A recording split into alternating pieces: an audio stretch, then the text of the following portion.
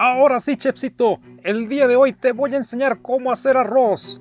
Primero lo lavas bien, luego lo dejas escurrir, lo fríes, le añades tomate, agua y consomé, lo mezclas todo y lo dejas hervir hasta que se evapore toda el agua. ¡Oh, genial! ¿Y eso cuánto tomará? Pues unos 7 u 8 minutos más o menos. Ah, ¿y qué hacemos mientras tanto? Te voy a contar una historia. La historia de cómo el budismo transformó las cocinas de Asia. ¿Y qué es el budismo? Mira, el budismo es una religión que nació en la India hace unos 2000 años y que fue fundada por Siddhartha Gautama, a quien también se le conoce como Buda. Buda quiere decir el iluminado, o sea que ha alcanzado la iluminación. Básicamente el budismo se propone liberar al hombre del sufrimiento, el cual viene del deseo y del apego, así como del ciclo eterno de renacimiento que predica el hinduismo. Según los humanos vamos reencarnando cada vez que nos morimos, y dependiendo de cómo te hayas portado, te va a ir en tu siguiente vida. Si fuiste malo, naces en una clase social inferior, o casta como se le conocía en la India antigua. Y si te sigues portando mal, sigues y sigues y sigues bajando, hasta convertirte en un animal o en un bicho. Según el hinduismo, este ciclo es inescapable y siempre vas a estar reencarnando. Pero, para Buda, esto no es verdad, y dice que puedes liberarte de ese ciclo y alcanzar el nirvana mediante los preceptos budistas.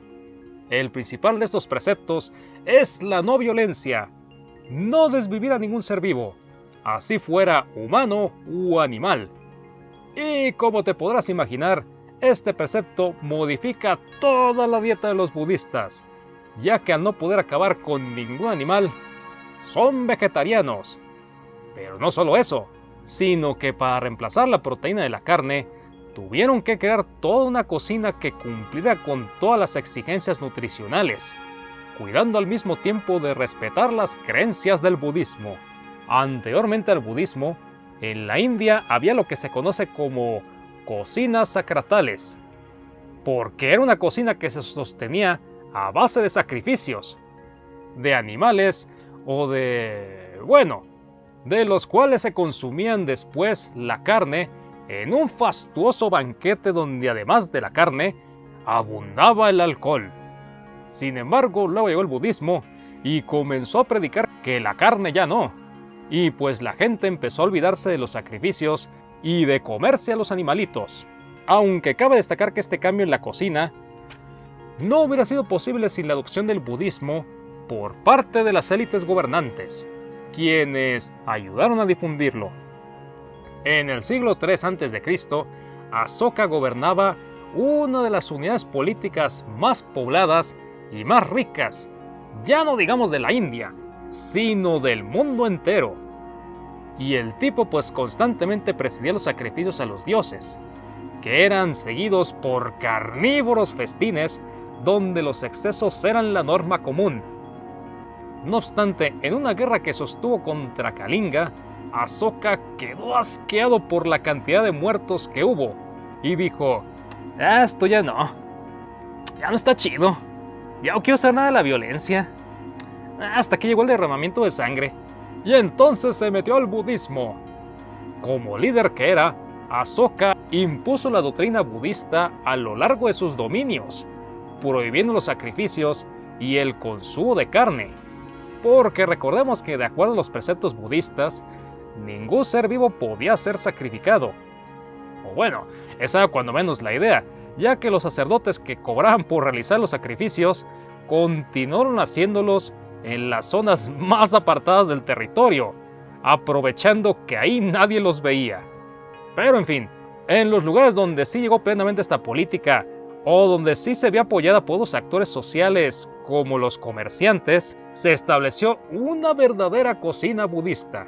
Dijimos que no se consumía carne ni tampoco se ingería alcohol. Bueno, mayormente se comía arroz, trigo, lentejas, frijoles, ajonjolí, miel y azúcar. Solamente el pescado era el único animal del que se echaba mano. Tampoco se usaban las especias fuertes. Desde luego estaban los vegetales y las frutas, así como el ghee, que es una especie de mantequilla a la que se le ha eliminado las proteínas y las azúcares de la leche. En toda esta labor de difundir la doctrina y la cocina budista, un elemento que asistió tremendamente a la política de Asoka fueron los monasterios. Al igual que ocurrió con las iglesias católicas en la conquista de América, los monasterios budistas fueron centros de adoctrinamiento, donde se les enseñó a las personas esta nueva fe y se les presentó la cocina budista. Y de este modo, el budismo comenzó a cambiar la forma en la cual las personas llenaban la barriga. Desafortunadamente, esto no duró. Durante el siglo V después de Cristo, los emperadores Gupta del norte de la India cambiaron el apoyo estatal del budismo al hinduismo, y el budismo comenzó a perder terreno en la India. Y esto alteró de nuevo la manera en la que la gente consumía alimentos, aunque no tanto como se podía esperar.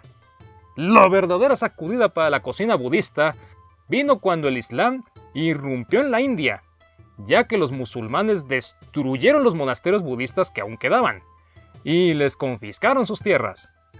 Los edictos de Asoka fueron olvidados, y las piedras y pilares donde se los había grabado se fueron cubriendo de enredaderas. La India se convirtió en la tierra de las cocinas islámicas e hindú, pero este no fue el final de la cocina budista, ya que más allá de las fronteras de la India, esta y la doctrina budista se regaron para el resto del continente asiático. Esto porque todavía en el reino de Asoka se decidió que los budistas propagaran su mensaje hacia el sur, el este y el norte de la península del Deccan, y lo hicieron en 3 oleadas. En el siglo III a.C., se fueron al sureste de China, agarrando Sri Lanka, Birmania, Camboya, Tailandia y el sur de la China.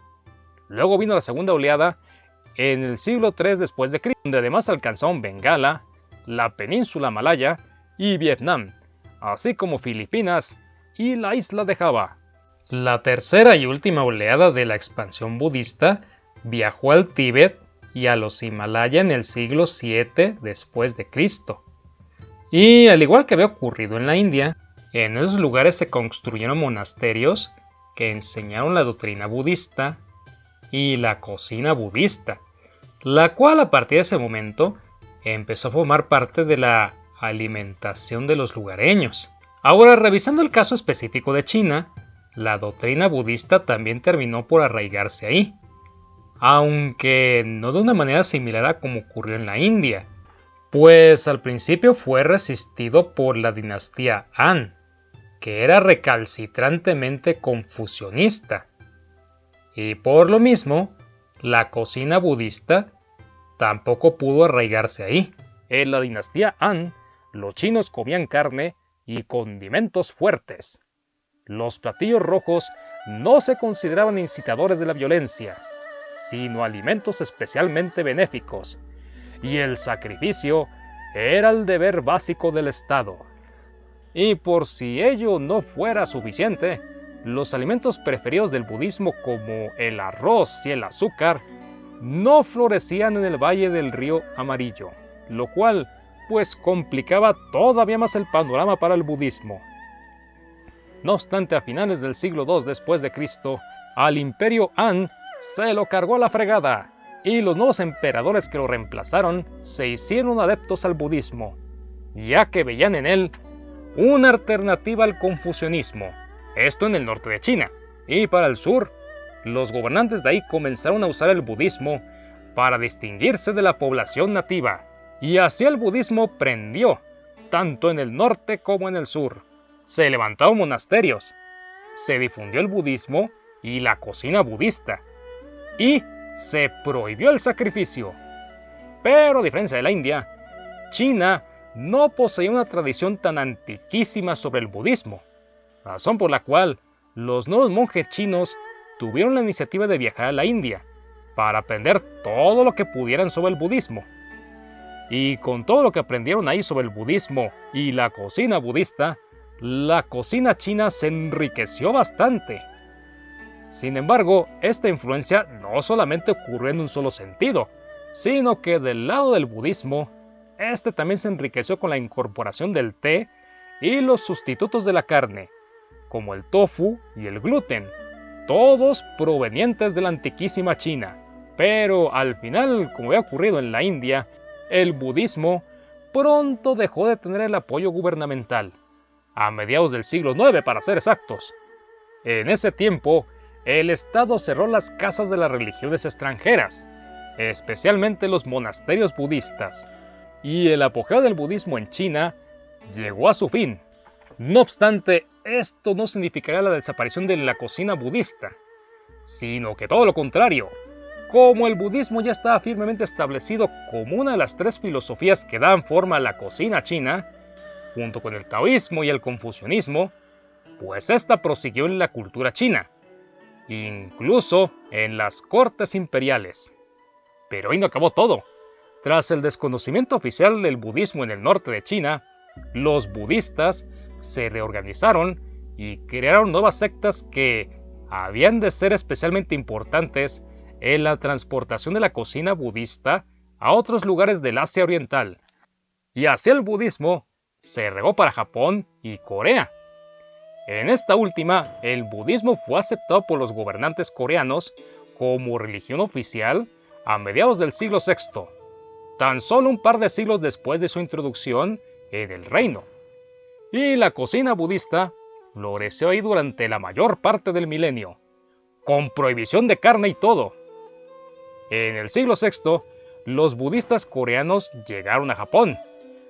Para establecer el budismo y la cocina budista, se construyeron templos y monasterios para albergar a los monjes coreanos que fueron traídos poco a poco del continente, junto con los ingredientes necesarios para elaborar la comida, claro está. Y sí, eventualmente ahí también se prohibió el consumo de carne, excepto la de los animales salvajes, así como la de... ¡Ah, mira! Nuestra sopa finalmente está lista. ¿Ah, ya?